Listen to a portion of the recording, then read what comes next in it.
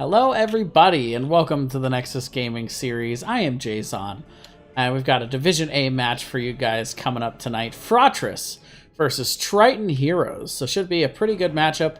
Both of these teams, sort of in the middle of that playoff picture, looking to get themselves secured more soundly into that playoff, and if either team walks away without any points out of this match. I haven't done all the scenarios, but could be a little bit close as we head towards the end here. But either way, these are two seemingly evenly matched teams on paper. So we'll have to see exactly what comes out of this one. Taking a quick peek at the scoreboard. Fratres currently 4th in the division. Triton Heroes 6th. So with these last couple of weeks, every point is going to count for trying to get into those playoffs. So there's a huge opportunity for Triton Heroes to be able to win and pull themselves up a little bit in the standings. Fratres with a win here could really start to cement their claim for second, as they have I think they still have a couple more, at least one match next week. And they've got macaroni and cheese next week, so that's a pretty rough slate. But meanwhile, for Triton Heroes, they get Moto next week, so Moto is a pretty formidable team. It's also right on the cusp of being in those playoffs. That could be a pretty they're hanging out in 10th right now in the standings. So a lot on the line next week for Moto. So this is a good opportunity for Triton to get some good solid points in now before they face somebody whose back's against the wall next week. A lot of good, solid. Actually, that would be week 7. Looking at week 6. Triton's got a very tough week next week. Do You Know and Reborn. So those are two really solid A division teams. But looks like we're getting just about everybody into lobby here. Just about anyone. Anyone's joining lobby. Now we got one more. 9 out of 10. So we should be starting really soon here. Let's take a look at what Fratres is going up against next week. They got their auto win against Chromie's Cronies, and they've got American Specialists. So that's really strong opportunity for Fratres to get 3 more points there against American Specialists. But Triton Heroes, man, tough sledding these last few weeks. Moto, Do You Know, and Reborn. So that's it's a sizing up couple of weeks here. And then, of course, tonight against Fratres. So Triton's got a tough road for the end of this.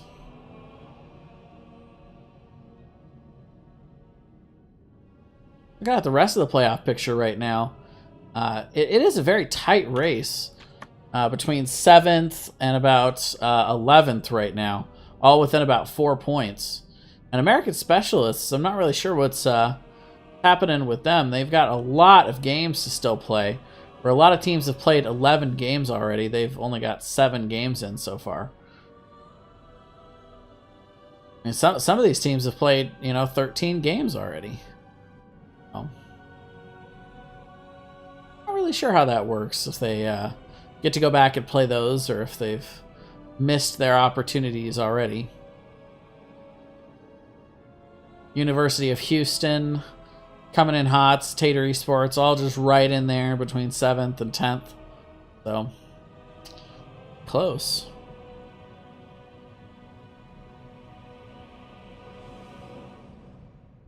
Ghost Dunk. Start video game, right? Right? I don't know. We're gonna be starting real soon.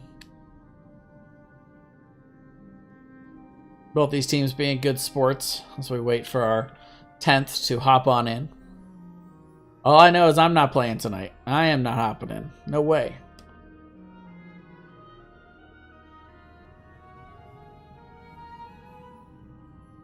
You know what I could do though? I could put on a video for you guys. How would we feel about that? Just as I say that, the 10th person comes into the lobby. Saved us all from having to see the highlight blooper reel.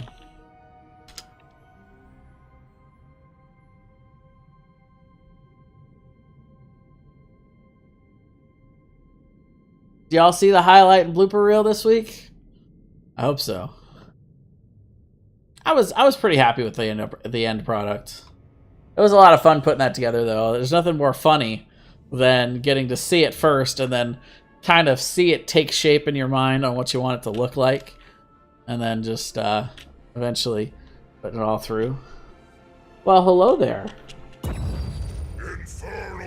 All right, so we are going in for game number 1. It's going to be on Infernal Shrines. So going over the map picks here real quick. It was indeed Fratres who won the coin toss. Or was it? Actually, I think I might be wrong about that now that I look at it. Cursed Hollow was banned out by Fratres. So yes, they won the toss. They banned out Cursed Hollow. Volskaya Foundry was banned out by Triton. Infernal Shrines picked up by Fratres here. And then map number 2 is going to be Dragonshire. So first pick, first ban, going over to Triton Heroes for this one.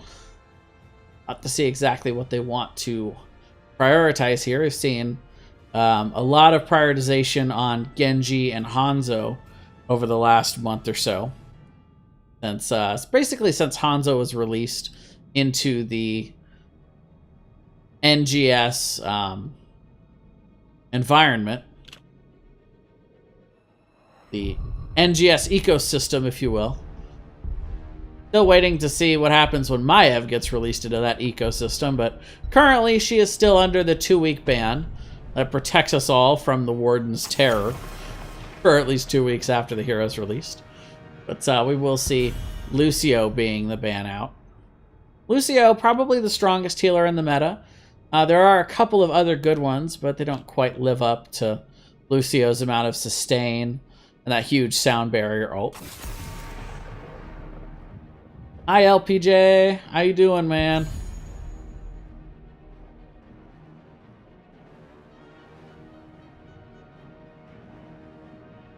All right, so we're going to have Genji be the ban out. That does leave Hanzo available. Hanzo can be pretty good here on Infernal. Good shrine clear, as well as just in general, a lot of different angles to be able to get. The Greymane will be the first pickup here. Strong overall pick, very versatile hero. Good shrine clear, good wave clear, camp taking potential, team fighting, all kinds of great stuff.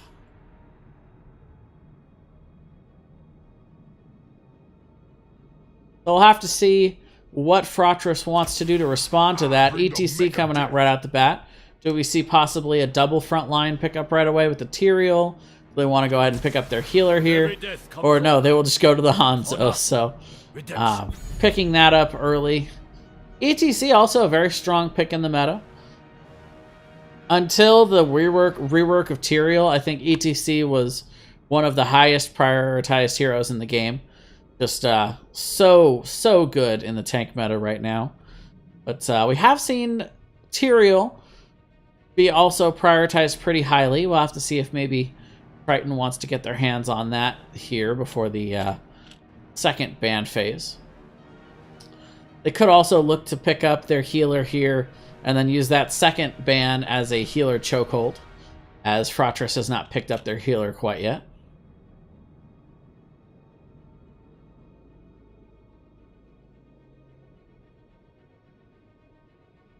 We also don't know what the solo laner is for Fratres yet, so Triton may want to hold off on that until their final pick phase.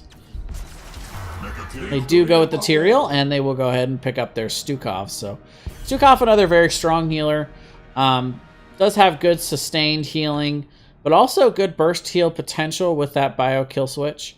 We also see some good silence potential on this map, especially in the shrine areas where you got a lot of points that you can cut off. Meanwhile, ban coming out here for Fratres. Kind of hard to say exactly what they want to try to deny here. Tyrael could be the main tank. Probably will be the main tank for Triton. They've already got good damage with the Greymane, so banning out anything to try and choke the DPS pool isn't really going to do that much. So instead, they're just going to ban out the Malthael.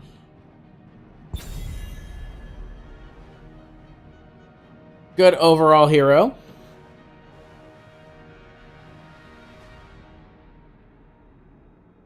New follower detected. Jimmy Luna, thank you very much for the follow. Much appreciated. Welcome to the stream. Hope you're having a good evening.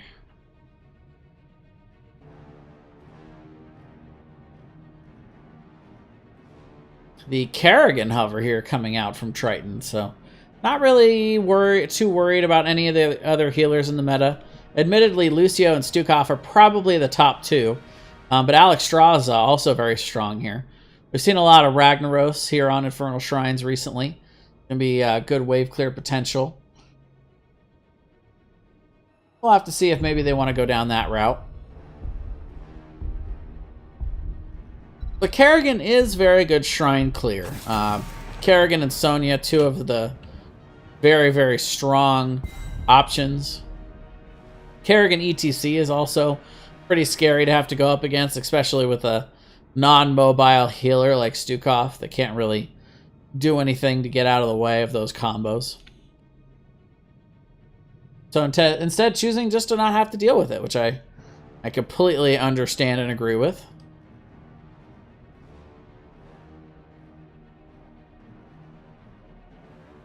So for these two picks for Fratres, they're probably going to want to...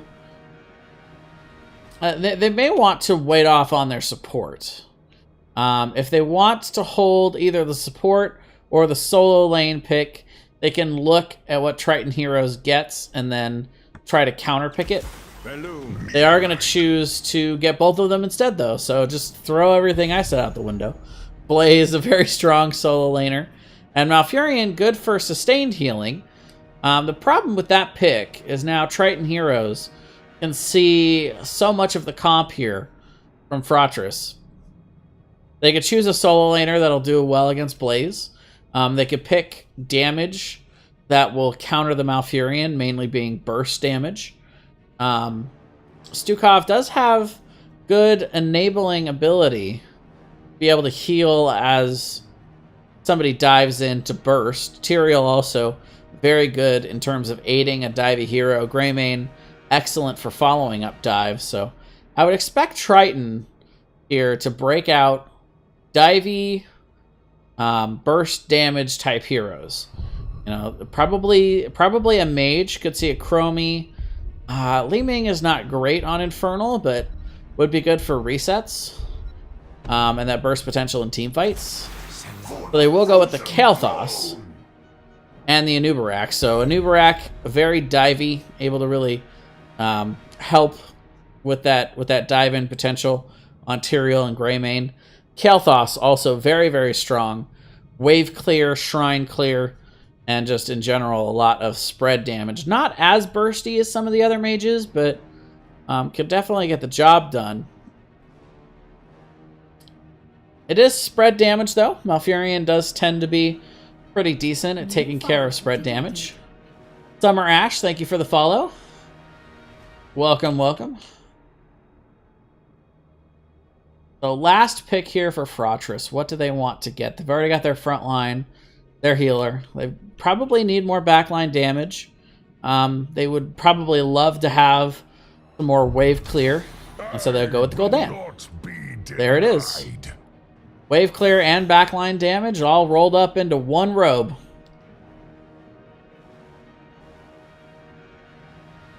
I really like both of these comps. They've ticked all the check marks here, check boxes, in terms of what you need for a good comp on Infernal Shrines. The matchup is interesting. Triton Heroes does have a lot of dive potential to try and get back to the Hanzo, you know, or the Malf or the Gul'dan. But also, Fratres has some good tools to deal with that. bunker to be able to stall out from that dive, possibly give an escape to some of the squishy targets. Blaze also has the ability to get into the back line and disrupt. It's very hard to punish him for that. Horrify, very good anti-dive tool. Same with the Twilight Dream.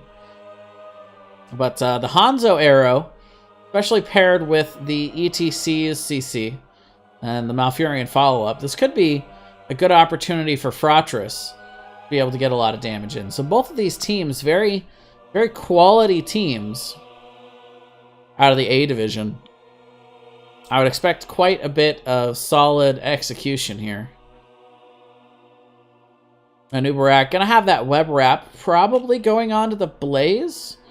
They could also put it onto Malf as they dive in to try and prevent some of the healing. Likely we'll see Sanctification, but with a dive-heavy comp like this, wouldn't be the most ridiculous thing in the world to see the Judgment come out.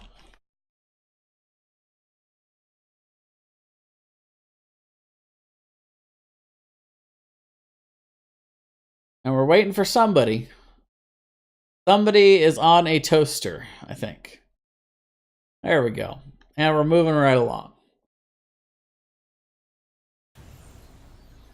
All right, loading in for game number 1 here on Infernal Shrines. On the left, it is going to be Fratres. Klug is going to be playing the Blaze. Kronos on the Gul'dan. Sleepy Bear on the Hanzo. CO on Malfurion. And Mexicano 96 is going to be on the ETC. On the right, it will be Triton heroes. My Mom is Cool. It's going to be on the Grey Mane. Bazalius is going to be on the Tyrael. Clutch Doc will be on the Kael'thas. Korkanov on Anubarak. And Glucose Twig is going to be on the Stukov.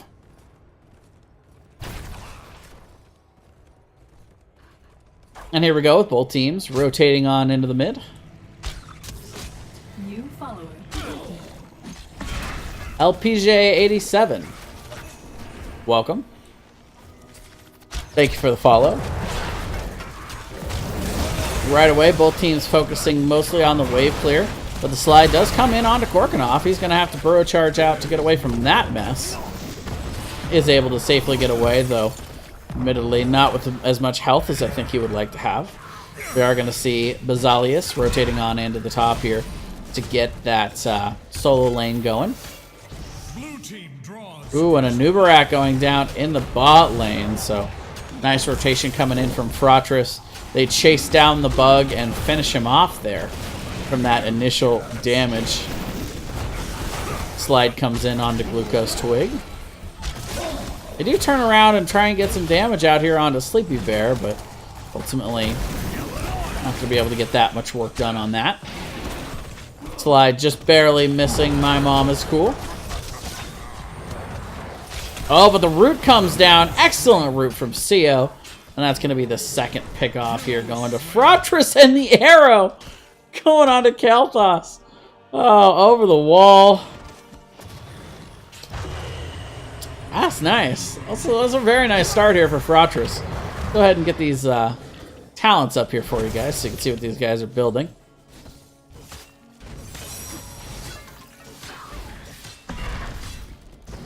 Tyrael, an interesting subject here in the solo lane.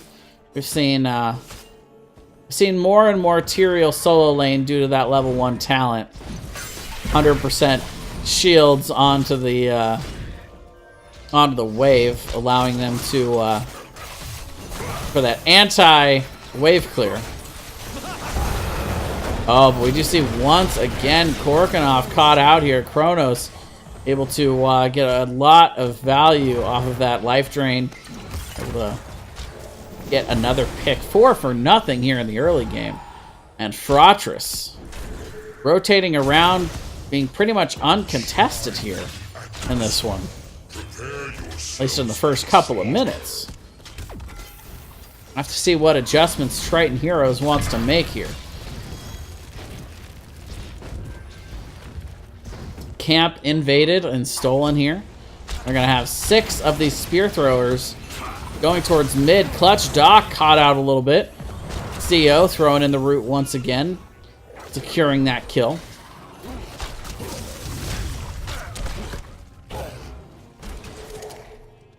We will see the shrine being activated in top lane. Blaze goes ahead and gets that started. And we will see the pause coming out here. Like we have one member DC'd for the moment. But like I said, 5-0. Very strong start for Fratres. Triton Heroes are going to have to figure out something to turn around here. Because this one's getting a little bit ugly.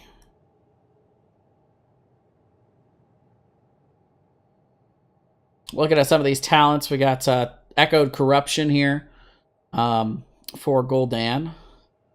Chrono's going to be trying to build that up. 12 so far out of the 40 before we even get to the first Shrine phase, which really is where we're going to see a lot of the most team fighting. That's going to get him a lot of that done.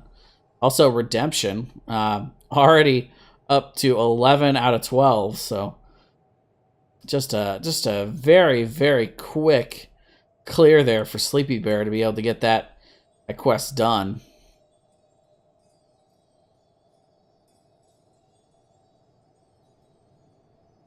Worth noting, of course, that can be lost once he does die, even if it's completed. That's something he's gonna have to watch out for. Good news for the side of Triton Heroes, I should say. Clutchstock going with the Mana Addicts talent instead of the Flame Strike talent at level 1, as we are back into the game here. So he hasn't lost any of those stacks, but has only gotten 3 globes so far. Go ahead and pick himself up a 4th here. Meanwhile, bit of a contention here in bot. Hanzo and Malfurion have rotated to the top. So Triton Heroes looking to counter-rotate and clear down here. But nice pressure from Fratres. They get this bottom camp. They're given a lot for Triton Heroes to have to answer to at the moment.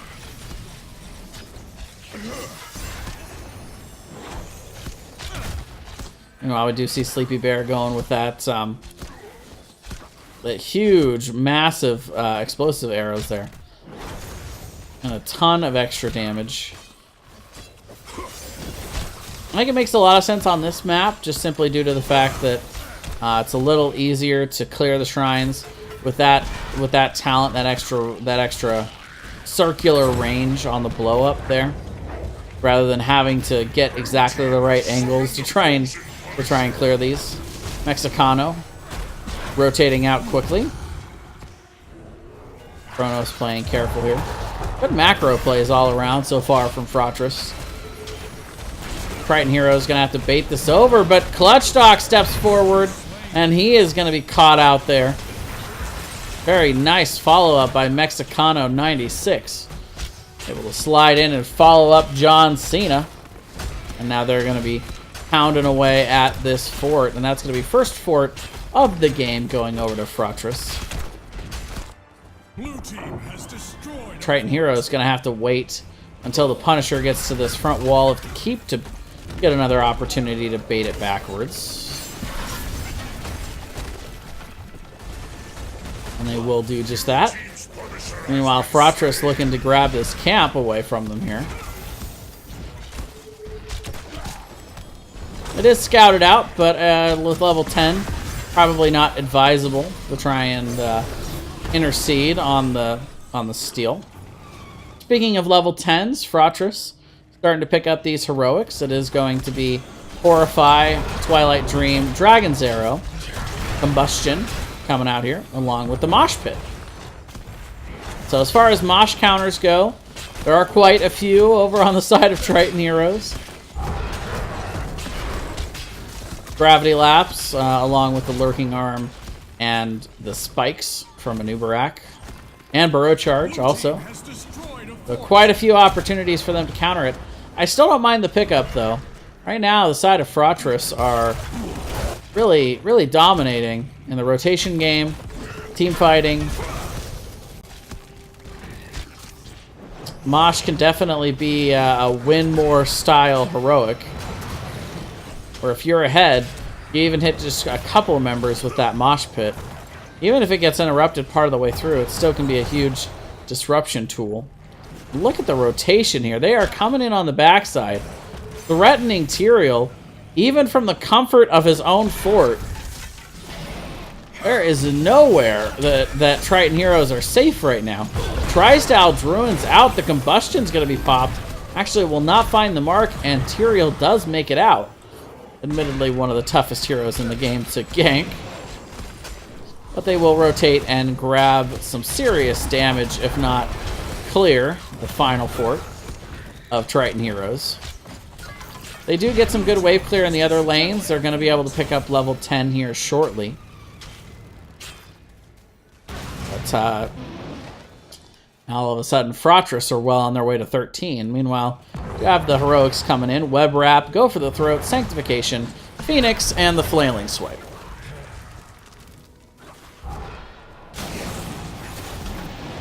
And while Triton does find Mexicano, but he's able to slide, just barely avoiding that gravity lapse. That was the difference between Clutch Stock taking that level 4 or not taking that level 4. Mexicano able to slide out and outrun the gravity lapse, but meanwhile, the cutoff is good here. Sanctification comes in, but we'll see the Horrify come in along with the zoning mosh pit there. They'll secure a couple of kills. They're looking at picking up some more, corking off under all kinds of trouble, the slide through and the finish. Good there. They'll be able to cut off the other two members. My Mom is cool. Not making it out of the... Well, maybe. Boy, did I speak too soon. The Hanzo arrow comes in. And he will be the only one left to tell the tale, unless Sleepy Bear's got something to say about it. The cocktail. My Mom is cool. Trying to not let him get away with that for free. But he will be able to get the sidewall down and walk out scot-free. 4 for nothing there for Fratres. 10 to nothing right now on the kill count. And what else can you really say, you know? They'll go up and get this Arcane Punisher shrine started. They've got the level 13s in here. So far, so good. For Fratres.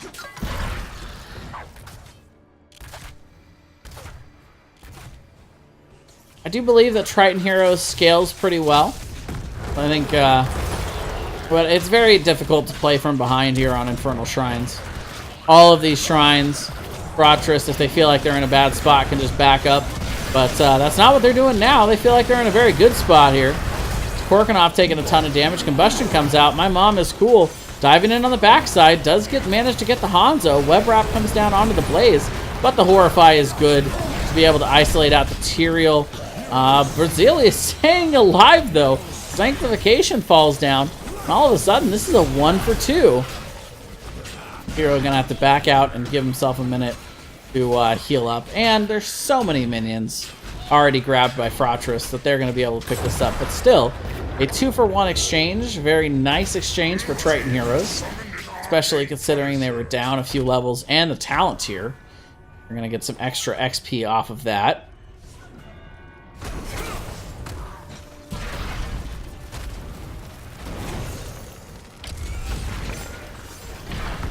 So we will see them once again baiting this over.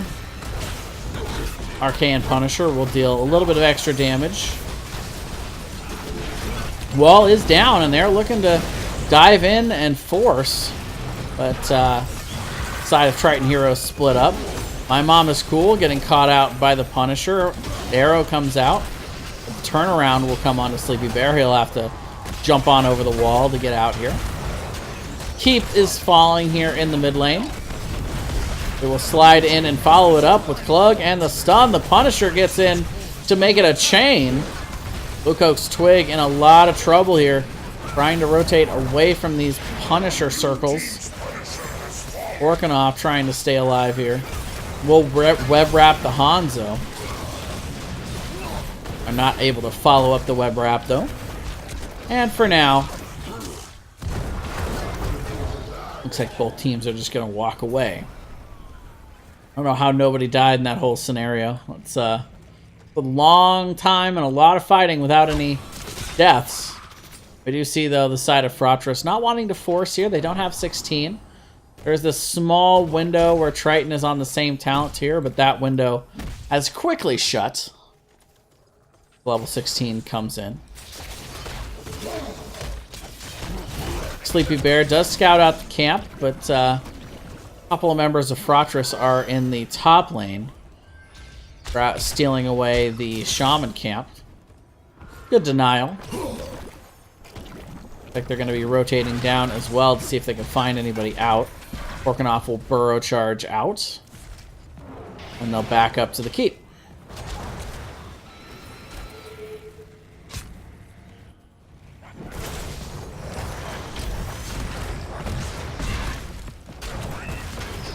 I like this call here from Fratres. They're going to go ahead and force this front wall. They know they have the 16. They would like to bait Triton into fighting them.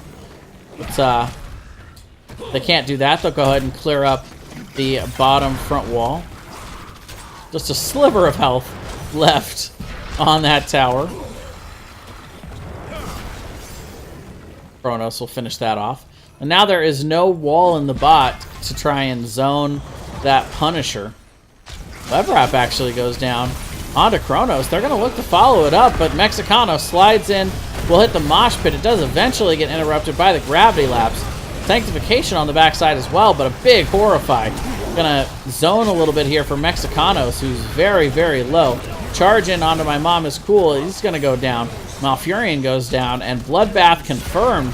Tyrael falls, and Anubarak just barely not able to get more on the low members of Fratres here, but overall a 1-for-3 exchange, and they'll be able to start to head in to try to force the keep here. Worth noting that mid is starting to push in onto the keep, and Hanzo goes down. Able to get that pick, but if they're trading it for a keep, that's probably worth, but have they stayed too long? Lucos Twig and Clutchdock trying to force something here. They're going to turn around and get some nice damage onto him, but My Mom is Cool is back, and now the games are over. No more Mr. Nice Guys. They are chasing in. They are instead going to choose to go after Klug instead of continuing to chase ETC. I take it back. Korkanoff is on ETC duty. Mexicano does slide out, though, and likely will be able to make it here. However, Blaze falls, but meanwhile back at the keep. 76%, make it 73. What an exchange here. Fratres staying too long in the bot lane, losing a couple members. They get some good keep damage, but mostly that seemed to me like they were trying to set up for the Punisher. With 2 members down, though, are they really going to be able to end up picking up this Punisher? Triton Hero is already 30 minion lead. Korkanoff, though, way out here, trying to zone, but also taking a lot of damage. Sio hits the Ice Block and then the Twilight right after. Nice route to also zone. Gonna force Triton Heroes to go back to the Shrine. They will be able to pick up the Punisher nonetheless. We'll be looking to try and back this thing up. They have level 16, so they do have the opportunity to try and make something happen, though. They cannot afford to completely ignore the mid lane, especially now. Oh, and Tyrael gets blown up. Fratres baiting them in there. Speaking of baiting them in, has managed to bait in the Punisher. He's going to go back to lane, though. He's done fighting the members of Fratres. My Mom is Cool, getting low on the backside, does get hit by the Horrify. Somehow stays alive for a moment, but will end up going back into the team. Clutchdock, though, able to pick up the kill on the back end against Gul'dan.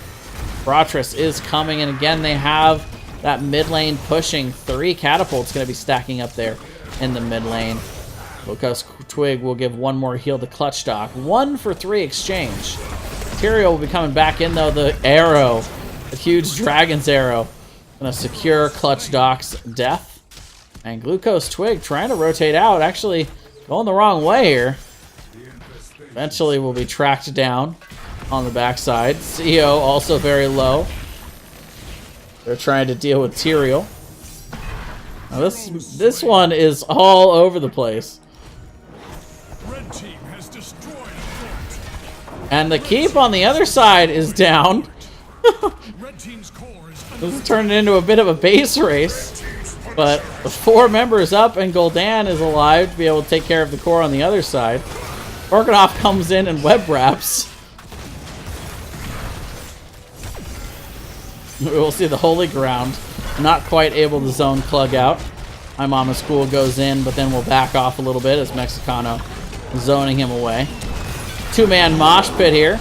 Mama's Cool trying to get some pressure on the back end to zone for them, but Korkanov's still going to end up falling. Nothing that can be done there, and Clutchstock getting caught out by Mexicano. We're going to go ahead and burn the Sanctification. And Clutchstock. Oh, just barely goes down for the Gul'dan damage. Oh, that is probably going to be it. They will turn their sights on the core. 21-7. This one's all over the place. Malfurion dying on the backside to Mama's Cool. They're going to turn around and look to zone him away, but then they'll turn back to the core. Non-stop action here on Infernal Shrines. But ultimately, eventually the core will fall. 13, 10, 5, and there it is. Game number 1 going over to Fratres. Totally clean.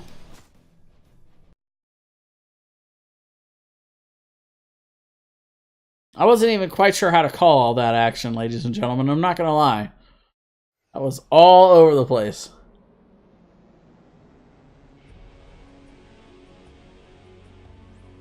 Ton of damage coming out from the Hanzo. They were able to get to Clutchstock multiple times and take him down. Blaze and ETC, a very strong front line to have to contend with here on Infernal Shrines. And just in general, making good macro calls throughout most of the map. Got a little messy at the end, but ultimately, you know, they knew that all they had to do was go pressure on the other side, and the Punisher wasn't quite able to do enough to threaten the end of the game there for Triton, so it's some nice macro calls dealing with all that pressure. And that is game number 1, ladies and gentlemen.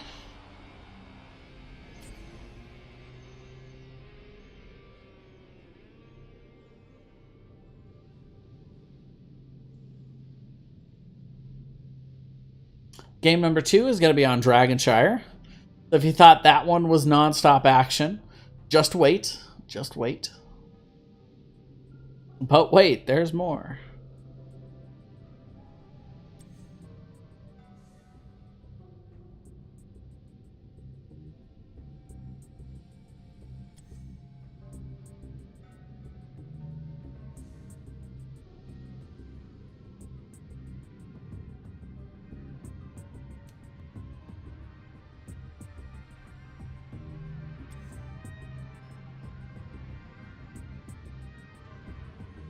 If we can get in the lobby here.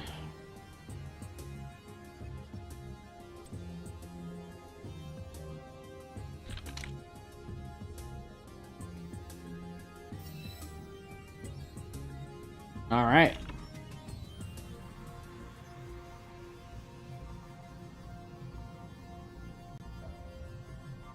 Oh, looks like we got everybody ready.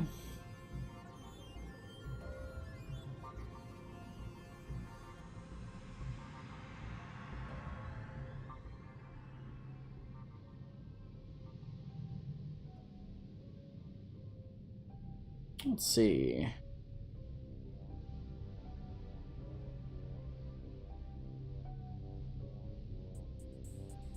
So Dragonshire, very rotation heavy map. Globals often prioritized here, along with massive amounts of wave clear. Camp taking ability is good. There are 5 camps that are pretty influential here on this map, especially with the new laning and map objective timings. Camps on this map are even more influential than they were before.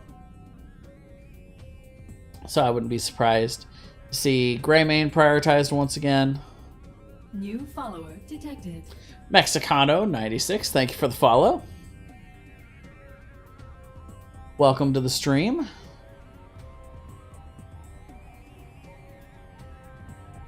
Good thing there's a 2-minute delay, right? Stream sniping here.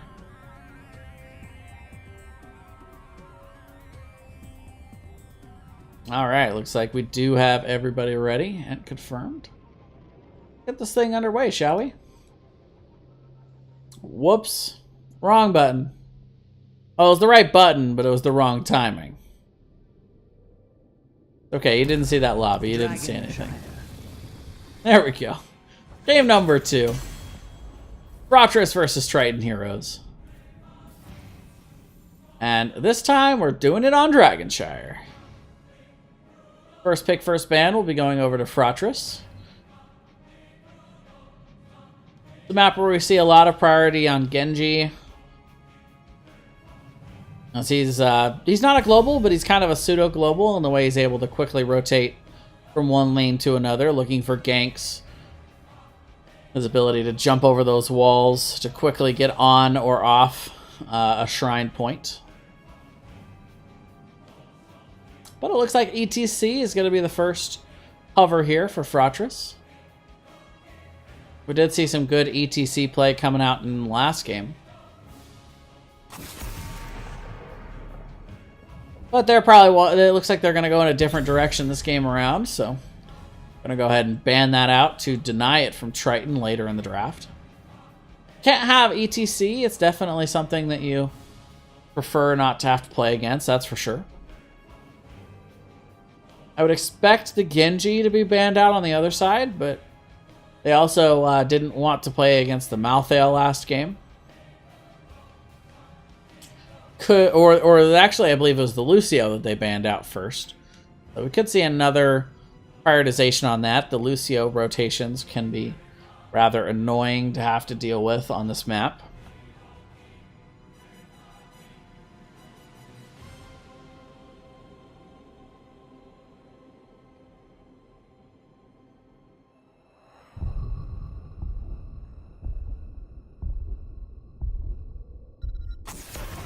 All right, and it will be the Genji.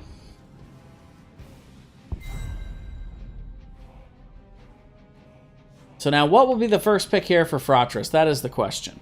The Lucio is open. So they could decide to go in that direction if that's what they want. Start off strong with the healer. Tyrael also available. Can be pretty strong in this map, especially now in the solo lane.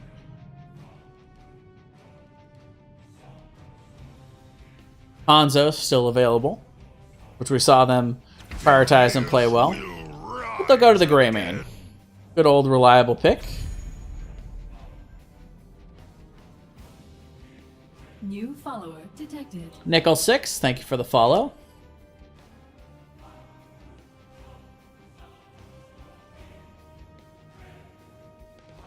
Welcome, welcome.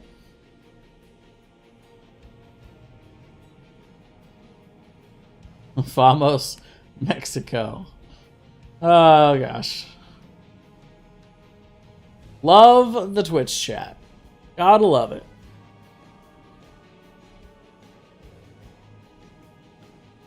Two picks coming up here for Triton. What do they want to pick up in response to that Greymane? Doesn't show a lot for Fratres. Greymane could still go anywhere with this draft. I would expect them to pick up a healer here to try and avoid being choked out on the healer pool, but so they will go with the Lucio, and they're going to get that Hanzo. So they will prioritize that rotational game with the Lucio. That's sustained healing to go along with it.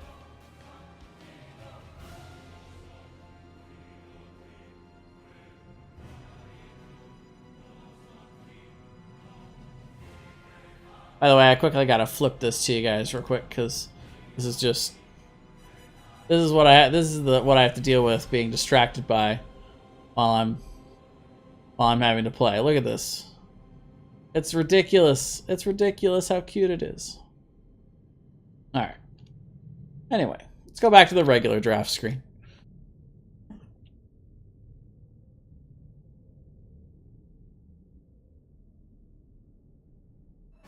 Two more picks coming up for Fratres. The real question is, what exactly do they want to? Do they want to prioritize the healer? Are they worried about being choked out on the heals? And they are not. Junkrat actually coming out.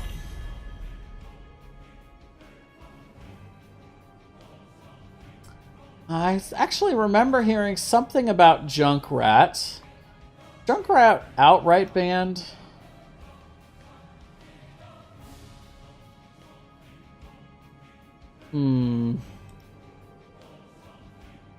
Yeah, Junkrat is currently banned.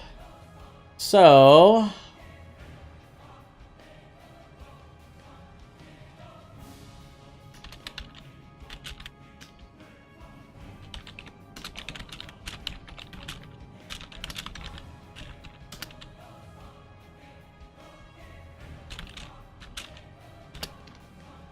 yeah, so we're gonna have to stop and redo here. Bummer. Yeah.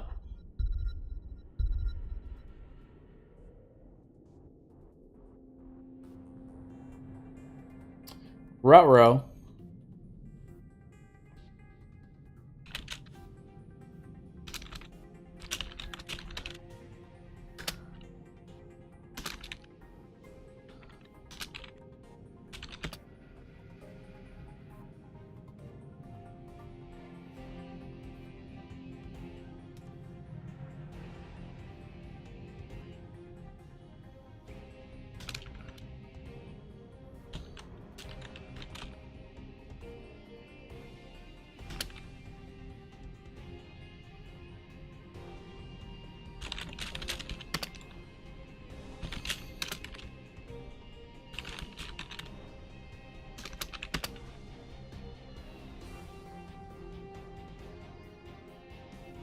Right, so the dodge talent is also banned currently for Genji. But you can still pick Genji. Unlike Junkrat. Yeah. Personally, I think Sonya should be banned too because of her glitch, but... eh.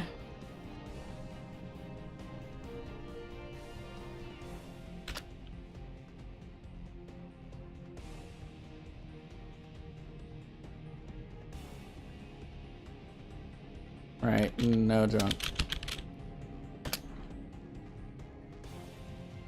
Alright, so we'll get this back underway. Careful with the cat. Yeah, I will. She's fine. She really likes to sit up here with me. Especially right now, it's kind of cold out here in Oregon, so... I'm a big fluffy heater, as far as she's concerned. And she's a little mini heater, so you know, it works out for both of us. Yeah, the cat play hots. No, not really. No.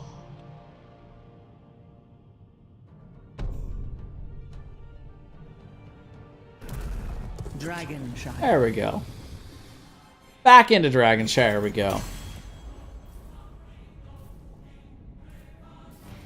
Same picks, same bands that were coming out before.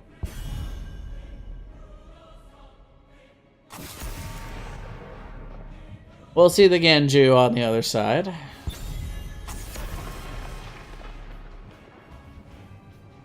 GM.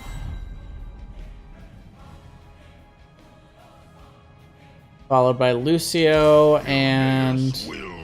what was their second pickup? Right, the Hanzo. Now we did have the Dahaka, so that's going to have to be locked in. But the second pick here is flexible, because we're changing from the Junkrat.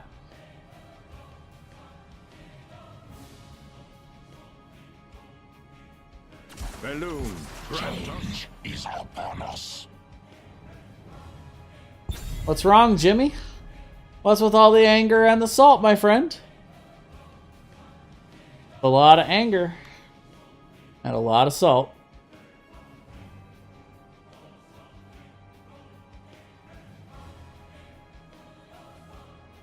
So instead, they'll go ahead and pick up their healer first here, Malfurion, right before the first ban phase, which I like.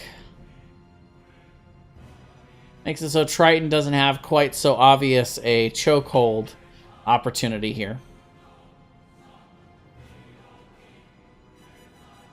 Malfurion, also interesting pickup on this map. Does have good route potential. There are a lot of tight entrances and exits to these shrine areas and between these lanes that those entangling routes can be quite annoying. See Triton banning out the Tyrael here. Tyrael Greymane something we've seen for quite a long time. A dive-in potential, the Sanctification to be able to help him really pop off as he dives in with that Dark Flight. Pretty tough to deal with.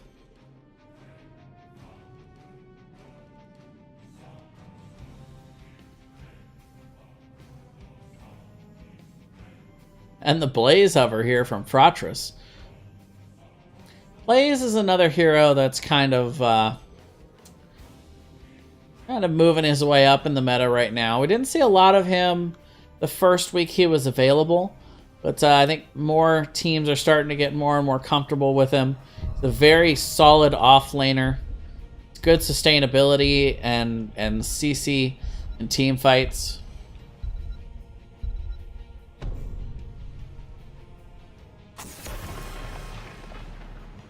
And a lot of what he brings to the table is in his base kit. You know, I feel like his ultimates are not really the strongest. But, you know, so right from level 1, he's just very strong with the base kit that he has. I haven't really seen a huge preference either in the meta versus the two different heroics. We've seen some people liking to use the bunker. Does add a little bit of survivability and a little bit of body blocking potential. But ultimately, a lot of people also going combustion. Kind of hard to pull off the combustion, though, unless it's really in a wombo combo. Wouldn't be surprised to see some people pairing that with the Maiev Warden ult. Once she comes out, anyway. We will see Sonya and Johanna coming out on the other side, so solid solo laner for the Sonya. She's also very good picking up the camps here on Dragonshire. Johanna, meanwhile, just tough to deal with on these shrine areas. She's got a lot of sustain, a lot of escapability with that iron skin. Also a good counter to Greymane with the blinds. She got good zoning potential to be able to peel the Greymane. We'll see the Muradin coming out here for Fratres. Muradin also has pretty good sustain with his passive. He's fighting over these shrines. It gets a little bit low. All he's got to do is step back, let that third wind talent bring him back up, and he's back after just a few seconds. Especially if he gets a Malfurion Q.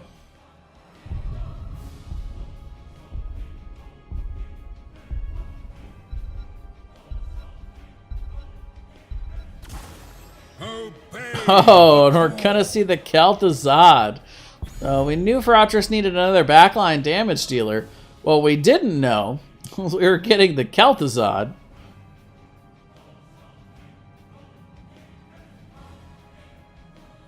Kind of put Kel'Thuzad in the same boat as Alarak, where if it's a really good Kel'Thuzad player, it's really tough and really scary to have to deal with.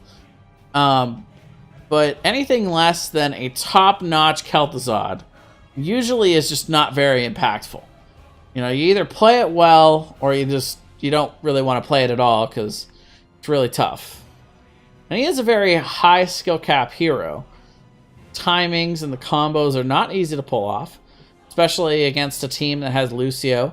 Be able to help speed and give that extra mobility. And we're going to see the Tychus coming out. So Tychus has also been creeping his way up in the meta. At that percentage-based damage to be able to counter the double tank over on the side of Fratres. But, not a whole lot of mobility. It has to be kind of close in, making him a little bit susceptible to the Kalthazad damage. Those combos. We'll have to see here. I like this comp coming out from Fratres. They do have a lot of the upsides, along with the global. We didn't really mention Dahaka here, with that global potential to solo soak in the top, then quickly rotate to a different lane for picks, camps, Dragon Knight capture. He kind of just does it all. Both teams have really solid sustained healing. Hanzo could be the X factor here. Good constant damage coming in from the Hanzo. Then again, Kronos already also has Greymane on the other side for the same type of damage potential.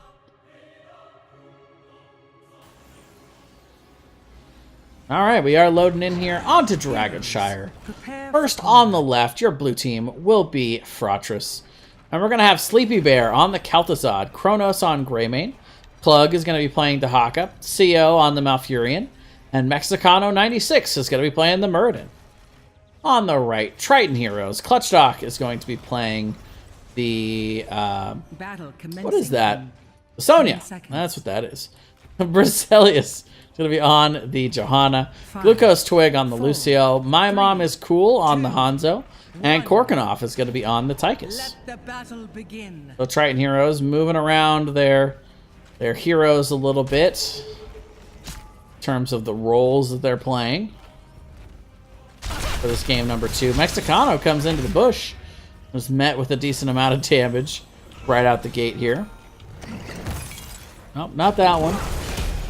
There we go. There's the talents. Sleepy Bear not quite able to hit that chain off right out the gate. Gonna be looking to stack that up as the game goes along. But both teams will get the wave clear in mid and will start to rotate down. Kronos the first to arrive, but Korkanov soon after. Stormbolt does land on Korkanov. Root to follow it up. Chains also managed to hit. However, no other follow-up potential really there.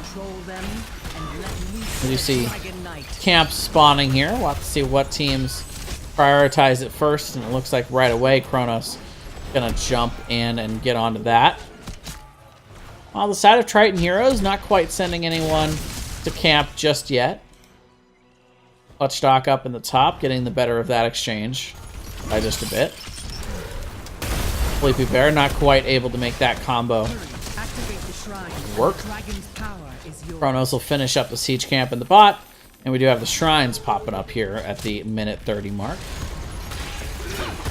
Should be a little bit of an advantage here in the bot for Fratres, though the camp is up, so that'll add a little bit of lane pressure here, but they do get it channeled. Zalius not quite able to find anybody for the second part of that chain. Sonya winning up in the top lane, able to keep that shrine captured for the moment as Fratres moves in on the bot. Stun and Root coming out onto Brazilius. We'll be able to Iron Skin out and barely make it out alive, but there's the cocktail. I was about to say, gotta get away from that wall because Greymanes like Kronos make a living off of those cocktail finishers. And now he will take his prize, which is going to be the invasion of the camp here. Korkanov has scouted this out, I do believe. And actually is just going to choose to rotate to the mid instead.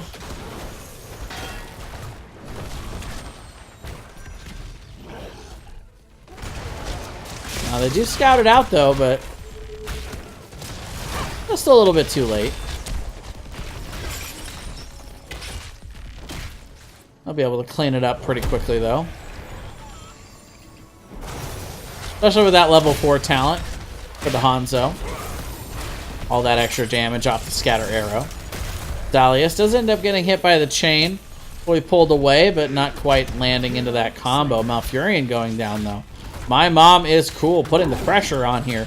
In the bot lane, Muradin trying to cap. Just barely able to recapture the bot in time. And now Sleepy Bear goes down. My Mom is cool. Coming out to play here in game number 2. Making the plays.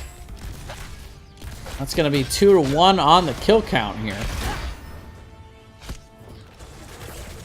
We will see Klug moving into mid to deny Porkinoff from being able to pick up the dragon. 3v3 here in the mid lane, with more members of each team on the way. Clutchstock will come in from the top. Mexicano just barely able to dwarf toss out in time. Drag comes out onto Clutchstock, but ultimately Sleepy Bear not able to hit the root, and both teams will be able to back off for the moment. Level 7 coming in for both teams very soon, as they'll send their solo laners back up the top, and both teams will take a little bit of a breather. The Haka will be able to recap in the top. Let's see if Clutchstock is able to make a contest out of that. Oh, the drag does hit. Clutchstock gonna try and get the sustain off of this, though. But so much essence, and Klug with the body blocks, able to get the pick. Meanwhile, Sleepy Bear being caught out here. Mexicano jumping in, but My Mom is cool. Jumps over the wall. Secure a couple kills here for the side of Triton. Klug getting very low, but not before taking out the Tychus. Tahaka will fall, though. Kronos getting very low. Gonna go down. My Mom is cool. Also low. Goes down to Sio. Bloodbath in the mid lane. Still is a 2-for-4 exchange, though, in favor of Triton heroes. And Glucose Twig rotate down to soak the bot lane. Camp was picked up here in the top lane for Fratres. So a couple members going to have to rotate up here to deal with that and recapture. But there looks like they're just going to be trading shrines for the moment. Glucose Twig does get hit by the Glacial Spike in the chain. And Lucio goes down. Sleepy Bear picking up that level 7 Glacial Spike. It did get nerfed quite a bit there, so there are some other talents at 7 that do have good playmaking. Well, they scale pretty well in terms of their overall strength and numbers, but Glacial Spike still definitely the heroic of choice for most Kel'Thazods, or just the raw playmaking ability that it brings.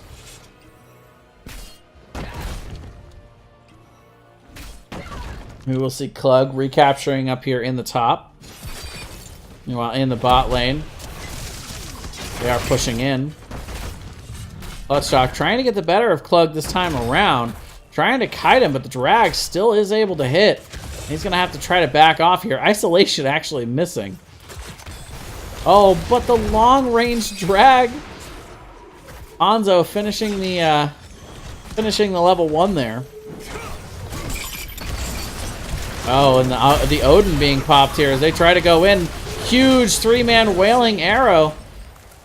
Now Furion is able to get the Twilight Dream out before falling, but it's not going to be enough to zone them off. Kel'Thuzad is going to fall. Mexicano barely making it back behind the wall in time. But we do see Sonya winning the exchange up in the top lane. Clutchstock able to kill off Dahaka. And all of a sudden, take a look at Triton heroes. 3-for-0 exchange over all of those lanes. Kronos will come in with the Cursed Bullet there. But level 10s have been picked up for both teams. For the side of Fratres, it is going to be that Cursed Bullet along with Avatar, Twilight Dream, Isolation, and the Shadow Fisher. Meanwhile, for Triton heroes, we're going to see Commandeer Odin, Wrath of the Berserker, Sound Barrier, Dragon Arrow, and Blessed Shield. We're going to see a little scuffle here in the bot lane. Well, chains do end up connecting there onto Korkinoff. 26 stacks right now for Sleepy Bear. As soon as he hits that 30, he's going to be a lot scarier than before it. Quest talents being finished left and right here. as we head into the 8-minute mark. Sleepy Bear not quite able to connect with that chain. Hanzo doing Hanzo things, grabbing the camp up here.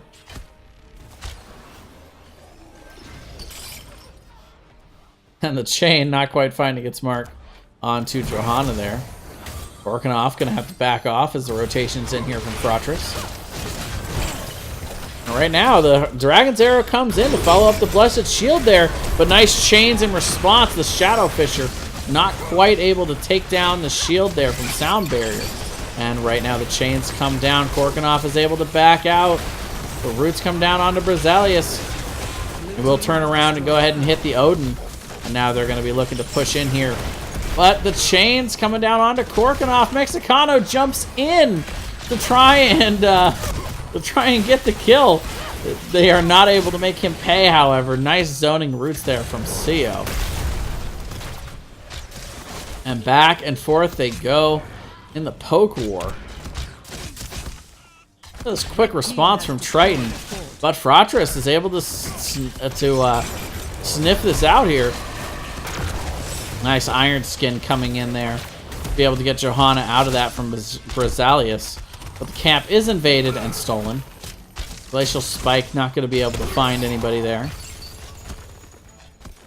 And for now, both teams will back off. Look at Clutchdock up here, trying to be cheeky and grab this camp. Plug has found him, however. The isolation coming out, and that's going to be an easy pick off there. Triton Heroes caught being a little bit greedy. And I cannot believe how long Clutchdock lived off of all that, but does eventually go down. And they're in position, but nice rotation there to be able to deny here from Fratres. And they are now looking to see if they can pick up another kill. They will rotate instead to the bot lane. Haka race carring his way down.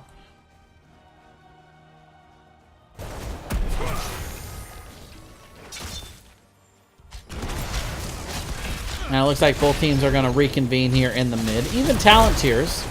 Oh, but a huge Cursed Bullet comes out to start this off. Kronos is channeling. It's going to force them to push in here. Rosalia is very low. Gets hit by the Twilight Dream, and that'll be enough to secure it. Mexicano getting very low. Clutch Shot goes in, and the isolation comes out onto the Sonya. Whirlwind will come out in response, though, but the root is able to land. And even with the Wrath of Berserker, that's enough, but they turn around and with the Poison Spear damage, able to secure out the Muradin. Along with Glucose Twig and those oh-so influential basic attacks from the Lucio. We will see Klug coming into the bush, though. Almost able to get Korkanov. Kronos maybe caught in a little bit too deep here. Is going to have to disengage out.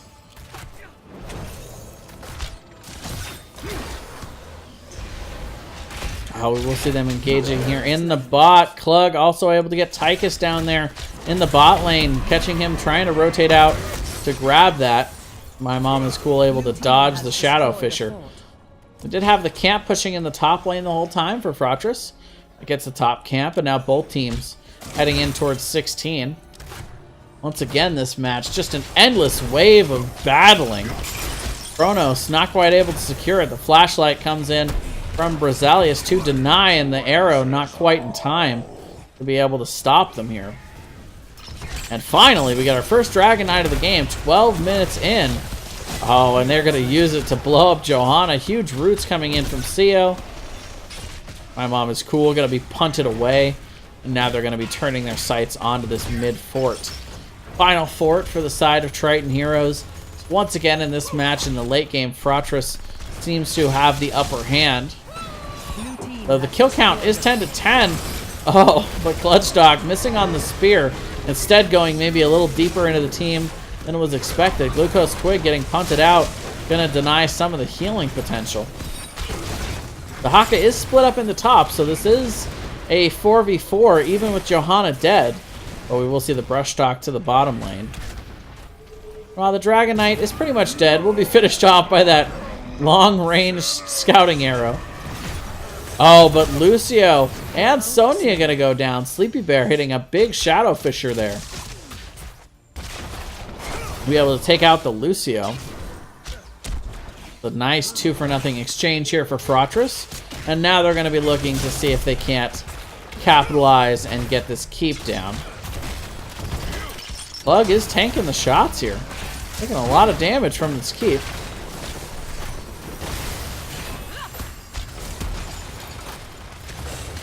They will continue to pressure here. They do have the minion wave in now. Combo goes down, hitting 2, and Kronos is there for the follow-up. And that Johanna shield way up there. That Shadow Fisher. Huge, huge combination. And good follow-up there with the CC. And this is where you start to get really, really afraid of Kel'Thuzad. He's got his stacks completed. We're heading into the late game. Sleepy Bear is all warmed up on this hero. Glacial Spike comes out, not quite able to find anybody with that combo.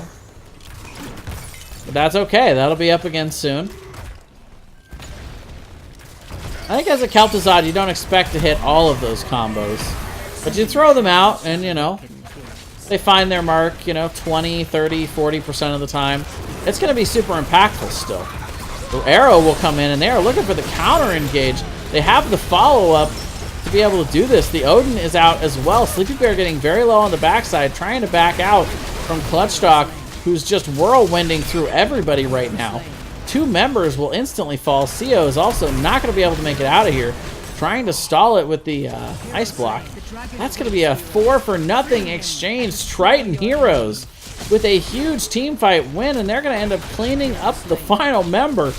Klug goes down, and they couldn't have picked a better time for this. They do have the camp pushing in the bot against their keep, but they're going to be able to capture the Dragon Knight here and still have a ton of time before Fratres is available here. My mom is cool, having finished, having gotten the extra arrows there. Get a ton of damage out.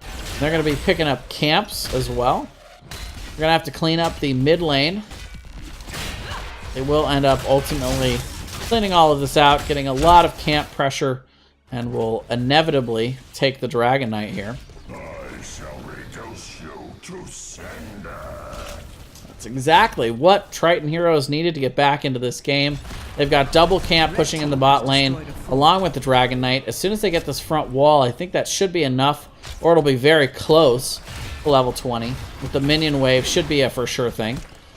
Dragon Knight still full health as it locks on into this front wall. There is level 20. Combo does come down, but the Iron Skin able to get Johanna safely away from that. Odin will be popped on the backside, but wow, the blow up on the Dragon Knight is ridiculous. Dragon Arrow comes in. Clutchstock trying to sustain on the front. We will see the ice block coming out from CO, and it is going to be enough to get him out of there. They turn around and blow up the Sonya. They're also going to get the Lucio down here. Mexicano very low. Korkanov trying to finish him off. But Brazilius is even lower. Gets taken down by the chain of all things. That's going to end up being a 2-for-3 exchange, as the damage dealers are still here. But between Tychus and Hanzo, they don't have enough siege damage to be able to take down the core. Mexicano is looking to try and catch somebody out. My Mom is Cool is going to try and... Oh, but the stun comes out right as he tries to jump over the wall. CO actually goes in with that Astral Communion. And now Korkanov is going the wrong direction as well. That's a real bummer for Triton. That actually, I think, is going to be GG. Yeah, with so many members down, these catapults already chipping away at the shields. Looks like Kronos is actually going to look towards the camp instead. I don't know if they can finish here. They're going to give it a shot. At least trying to get some core damage and value out of these catapults. But Clutchstock comes in, gets a huge spear onto CO. CO also taking some harassment from the keep. The bottom keep able to get a couple shots in on him. But they turn around on the Glucose Twig and blow him up. Kronos coming in. And we will see the Avatar being popped as well. Sleepy Bear trying to hit the Shadow Fisher from way downtown, not finding its mark, and Kronos polishes off another kill here. Isolation and the drag comes in. Dragon Arrow and play of the game from Mama's Cool, trying to help Rosalius get out, and he actually does get out, but gets caught by the Glacial Spike and blown up there. And that is going to do it. Fratres should be able to walk in on this now. They take down Johanna, and they're going to turn their sights onto the core. Should be a clean two-game sweep here. Korkanov comes in with that big red button, though, blows up the Malfurion. Is this going to be enough to deter Fratres? He goes too far. Gets hit by the drag. Chain actually pulls him back to his keep. Is that going to save Korkanov? No. Okay, the Shadow Fisher comes out. And I know I've called this before, but that is going to be it. Game number 2. Fratres comes out with a completely clean sweep. It was never in doubt, really. Back and forth, actually. Quite back and forth there in game number 2. But they just secure themselves a victory here.